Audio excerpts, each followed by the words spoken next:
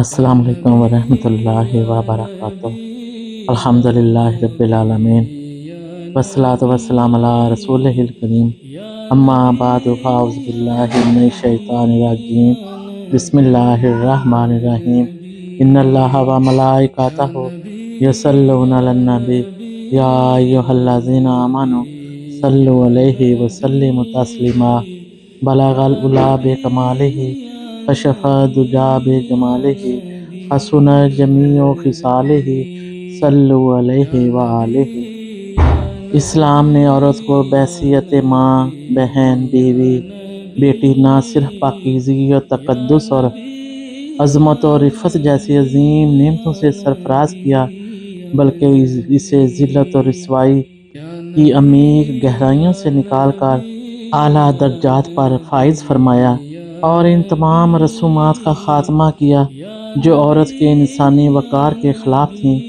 اسلام نے عورت کو مرد کی طرح معاشرے کا باعزت شہری بنا کر اسے تمام حقوق عطا کیے، اور واضح اعلان کیا کہ تکوین انسانی میں دونوں ایک جان سے پیدا کیے گئے ہیں۔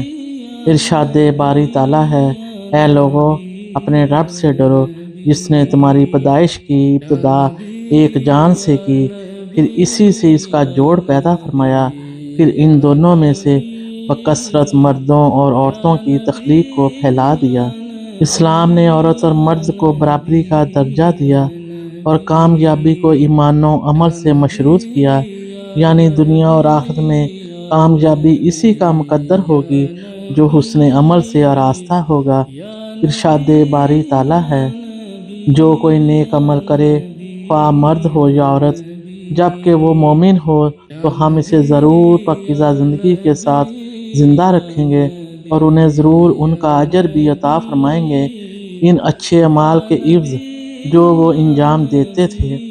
اسلام نے عورت کو مختلف نظریات اور تصورات کے محدود دائرے سے نکال کر چاروں حیثیتوں سے باعث تکریم بنایا، جیسے عورت کی بحیثیت ماں، خدمت و اطاعت و حسن سلوک کرنے کی تاکید کی۔ گزار ہوا، یا رسول اللہ سے نجات دلا کر اسی کی اچھی پرورش کو کار ثواب اور حصول جنت کا ذریعہ قرار دیا۔ حضرت ابن عباس رضی اللہ تعالیٰ عنہ سے روایت ہے کہ آقا حضور صلی اللہ علیہ وآلہ وسلم نے فرمایا، جس شخص کی بیٹیاں ہوں سو وہ نہ تو انہیں زندہ درگور کرے اور نہ ہی ان کی اہانت کرے اور نہ ہی بیٹیوں کو ان پر ترجیح دے، تو اللہ تبارک و تعالیٰ اس شخص کو جنت میں داخل فرمائے گا۔ عورت کو بحیثیت بہن عزت و احترام کر کے اس کے ساتھ اچھا سلوک کرنے کو موجب جنت قرار دیا۔ حضرت ابو سعید خدری رضی اللہ تعالیٰ عنہ سے روایت ہے کہ آقا حضور صلی اللہ علیہ وآلہ وسلم نے فرمایا، جس شخص کی 3 بیٹیاں یا 3 بہنیں یا 2 بیٹیاں یا 2 بہنیں ہوں، وہ ان سے اچھا سلوک کرے اور ان کے بارے میں اللہ تبارک و تعالیٰ سے ڈرتا رہے تو اس کے لیے جنت ہے۔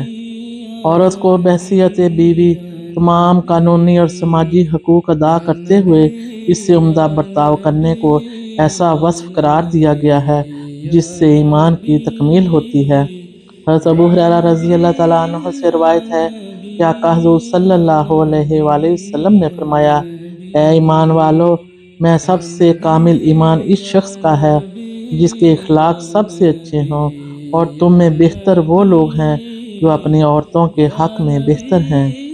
عورت کی ذمہ داری صرف امور خانہ داری، شوہر اور بچوں کی خدمت تک ہی محدود نہیں ہے، بلکہ فریضہ امر بالمعروف و نہی عن المنکر میں وہ مرد کے ساتھ یکساں شامل ہے۔ اس پر قرآن کریم ارشاد فرماتے ہیں، اے اہل ایمان مرد اور اہل ایمان عورتیں ایک دوسرے کے رفیق و مددگار ہیں، وہ اچھی باتوں کا حکم دیتے ہیں اور بری باتوں سے روکتے ہیں۔ عورت کا کردار نہایت اہمیت کا حامل ہے۔ تبلیغ اسلام میں مردوں کے ساتھ عورتوں نے بھی ہمیشہ بڑھ چڑھ کر حصہ لیا اور دین اسلام کو پھیلانے میں کوئی فروغ گذاشت نہ کیا۔ فروغ دعوت و تبلیغ میں تاریخ کے اوراق نامور خواتین کے عظیم کارناموں سے بھرے پڑے ہیں۔